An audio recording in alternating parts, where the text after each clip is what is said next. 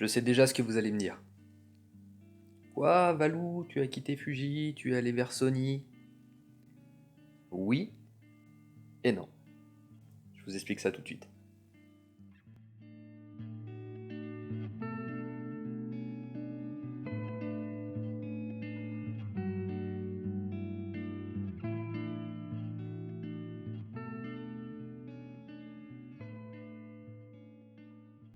Salut à tous, j'espère que vous allez bien. Ravi de vous retrouver pour une nouvelle vidéo, cette fois-ci non pas en POV, mais on va discuter un petit peu de matériel.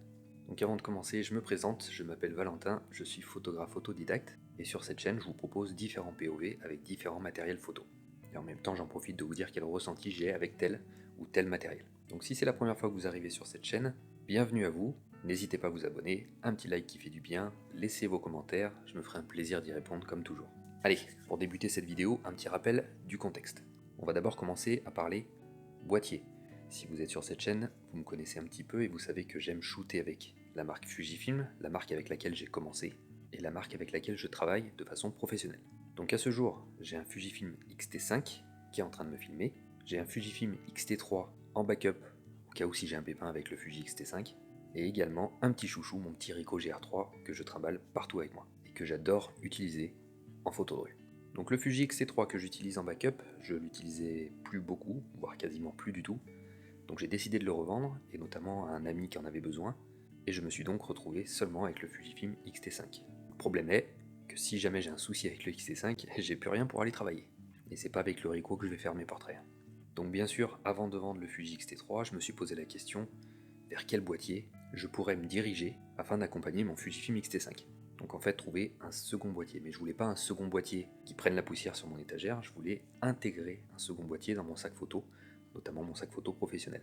Et à la vente de mon Fuji X-T3, je me suis dit pourquoi pas enfin franchir le cap, ça me titille depuis un moment, d'essayer de trouver un boîtier plein format. Et je pense, comme beaucoup de photographes, on a tous un moment cette envie d'essayer du plein format, voir s'il y a une réelle différence avec l'APS-C ou avec le micro 4 tiers. Et ben là, c'était peut-être le moment, avec la vente du T3, de franchir le cap. Donc voilà pour le contexte, maintenant je vais vous expliquer ma démarche pour trouver ce fameux boîtier plein format. Alors, tout d'abord, dans un premier temps, je me suis vraiment dirigé vers Sony parce que je suis beaucoup de personnes qui utilisent Sony, notamment en photo de rue. Je regarde moi aussi beaucoup de POV et je trouve le rendu des Sony super intéressant, donc je me suis dirigé naturellement vers cette marque, mais j'avais quelques critères que je voulais respecter. À savoir que je voulais un boîtier plutôt compact, je voulais pas un gros plein format, je voulais pas non plus investir des milliers des cents dans ce boîtier parce que j'allais certainement allier quelques objectifs avec, donc si on peut économiser un petit peu, c'est pas plus mal. Donc pour le coup, je me suis fixé une fourchette à peu près de 1500 € à la recherche de ce boîtier. Et pour un petit goût personnel, comme mon XT3 était silver, je me suis dit si un petit boîtier compact qui a un look un petit peu sympa, tant qu'à faire, je prends. Comme j'ai toujours dit, c'est toujours important d'aimer physiquement son boîtier pour avoir envie de le sortir, et ça j'en reste persuadé. Donc finalement, quand j'ai croisé toutes ces informations, j'ai commencé mes recherches, et je suis tombé sur un boîtier qui correspondait en tout point à mes recherches. Et je suis tombé sur le fameux Sony A7C. Alors c'est un boîtier que j'apprécie beaucoup, de par son look, on en a parlé, il est quand même relativement compact, il a un très bon grip. Donc les habitués de Sony qui viennent de plus gros boîtiers s'aperçoivent que ce grip est quand même pas énorme. Par contre les habitués de Fujifilm savent que c'est un gap énorme. Fujifilm au niveau grip, mis à part les XH2 ou les XS, la gamme XT n'a pas vraiment un gros grip. Donc là finalement en prise en main, en plus j'ai des petits doigts, c'est parfait. Le petit look silver, en souvenir de mon XT3, et je l'ai trouvé dans la gamme de prix que je m'étais fixé. Ok, donc jusque là, tout est parfait, j'ai trouvé mon second boîtier qui viendra compléter mon Fujifilm X-T5. Alors oui, je vous ai dit en intro qu'effectivement je remplaçais l'un de mes boîtiers Fujifilm, le X-T3, par un Sony, donc le Sony A7C, mais par contre en aucun cas, je ne veux me séparer de mon Fujifilm X-T5 que franchement j'adore. Donc pour les abonnés qui sont sur cette chaîne et qui aiment les POV avec du matériel Fujifilm, vous pouvez rester car je vais encore longuement l'utiliser. Mais après, que voulez-vous? Je suis trop sentimental, peut-être. Mais j'adore la philosophie Fujifilm, vous savez que j'adore ces petites molettes, j'adore l'ergonomie Fuji, donc le but de passer sur un boîtier plein format n'était pas de remplacer tout mon matériel. Après, certains avis divergent, pour ma part, personnellement, ça ne m'ennuie pas d'avoir deux boîtiers de deux marques différentes avec une gamme d'objectifs propres à chaque boîtier. Moi personnellement, ça me dérange pas, je suis partisan de faire varier les plaisirs. si j'ai envie un jour de sortir avec mon X-T5, si un jour j'ai envie de sortir avec le Sony, si un jour j'ai envie de sortir avec le Ricoh, et ben je peux varier les plaisirs et moi je trouve ça chouette. Mais bon, ça après, c'est propre à chacun. Allez, maintenant on va parler un petit peu de cette petite bête. J'ai déjà pu l'utiliser en photo de rue à Lyon, et j'ai acheté en parallèle de ce boîtier 3 objectifs, 3 longueurs focales qui m'intéressent dans mes différents domaines de prédilection, à savoir les portraits, la photo de rue, le concert, l'architecture. Donc pour ça, j'ai élu 3 objectifs, et toujours dans un souci de budget, je suis pas parti sur les gammes Master. Là pour le coup c'était vraiment trop cher en termes d'objectifs pour moi, mais j'ai pris des 3 objectifs très qualitatifs de chez Sony, où j'ai pu voir un petit peu les tests, les rendus. Donc je suis parti sur le 20 mm f1.8, le 55 mm f1.8 et le 85 mm f1.8 également. Donc j'ai utilisé ces 3 objectifs en photo de rue à Lyon. Je vous mets quelques clichés par là de ce que j'ai pu prendre avec ces 3 objectifs, et franchement j'ai été très agréablement surpris par le rendu, la qualité optique de ces objectifs. Ah, et petite information importante, vu que je parlais des objectifs que je n'avais pas pris la gamme Master, idem pour cette A7C, c'est bien la première version que j'ai pris, c'est pas la 7C2 ni la 7CR qui viennent tout juste de sortir. Beaucoup trop cher pour moi également. Et comme je vous l'ai dit, c'est vraiment un premier pas vers le plein format. Je voulais pas tout de suite investir dans du gros matériel. Donc je vous propose de vous faire un petit topo sur les points positifs, sur les points négatifs de ce boîtier par rapport à mon utilisation personnelle. Peut-être que certains d'entre vous ne seront peut-être pas forcément d'accord, soit avec les points positifs, soit avec les points négatifs. Je parle bien de mon utilisation personnelle et de mon appréhension de ce boîtier, par rapport à Fujifilm, forcément. Donc gros point positif du Sony A7C, du moins de Sony en général, c'est qu'ils ont une large gamme d'objectifs pour tous les budgets. C'est vrai que c'est une marque qui est ouverte depuis un moment sur les marques tierces, et franchement on trouve des objectifs de qualité pour tous les budgets et dans toutes les marques. Donc on va trouver du Sigma, on va trouver du Sony, on va trouver du Tamron, on va trouver du Samyang. Et ça, quand on veut débuter dans une marque, je trouve que c'est super rassurant de pouvoir trouver toute cette large gamme d'objectifs. Il n'y a plus qu'à choisir et faire ses courses. Toujours selon notre budget bien sûr. Donc ça, gros point chez Sony. Un autre gros point positif que j'ai pu constater avec ce Sony A7C par rapport au Fujifilm, c'est qu'il a un autofocus redoutable. Il accroche et il lâche pas. Donc ça, j'avoue que ça m'a un petit peu changé la vie par rapport à Fujifilm, qui a un autofocus très bon, attention, mais l'autofocus du Sony est vraiment hyper rapide.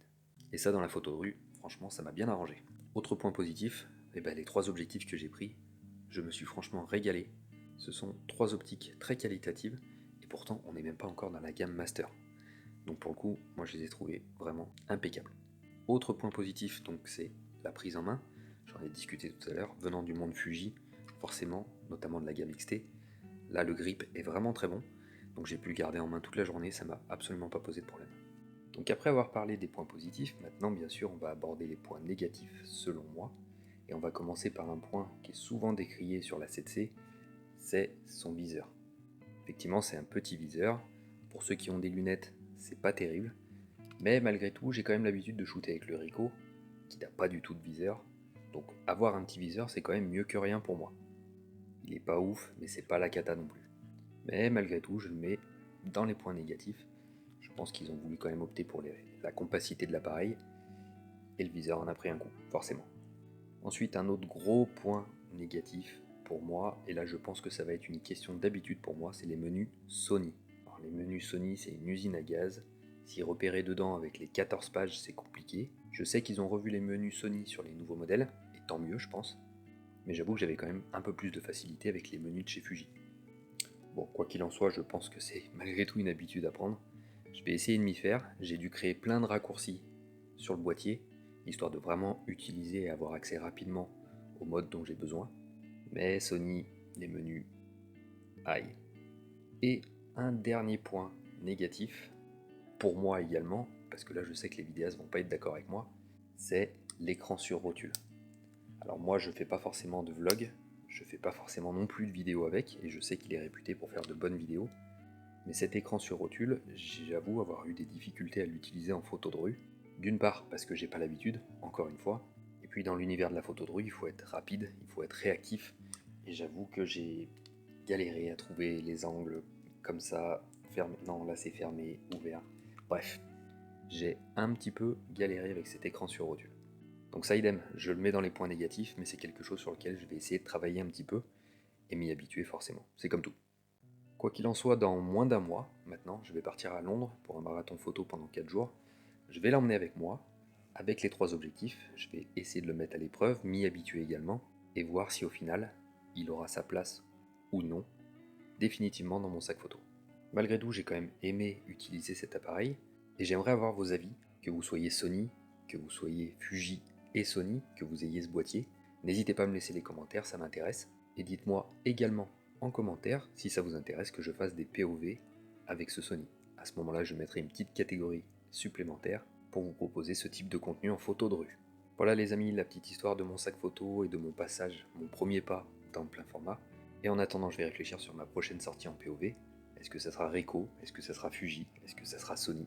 On verra. Là également, n'hésitez pas à me faire part en commentaire de vos envies. En attendant, je vous dis à bientôt. Comme d'habitude, prenez soin de vous. Salut!